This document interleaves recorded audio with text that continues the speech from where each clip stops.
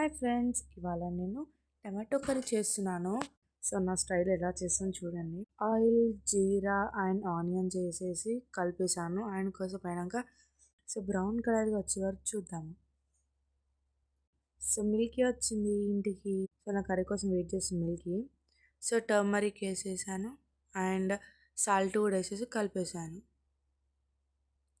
And tomatoes వేసుకొని mix చేసేసుకున్నాను. So ఇవి మెత్తగా ఉడికే వరకు అలాగే పెట్టుకుంటున్నాను సాఫ్ట్గా. సో అలాగే రైస్ కూడా పెట్టేసాను. జింజర్ గార్లిక్ పేస్ట్ కూడా వేసేసాను, చెప్పడం మర్చిపోయాను. సో గ్యాప్లో పాప్కార్న్ తిన్నాను. ఫుల్ సాల్టెడ్ ఉంది, అక్కిచ్చింది కావాలని. అందులో సాల్ట్ వేసి వామిటింగ్ వస్తుంది. సో చూడండి ఎంత సాల్ట్ వేసిందో. ఫస్ట్ పెట్టుకోవడం బాగా అనిపించింది, కానీ మళ్ళీ గ్రీజ్ ఉంది. సో ఉడికాక అందులో చిల్లీ పౌడర్ వేసేసుకొని మిక్స్ చేసేసుకున్నాను.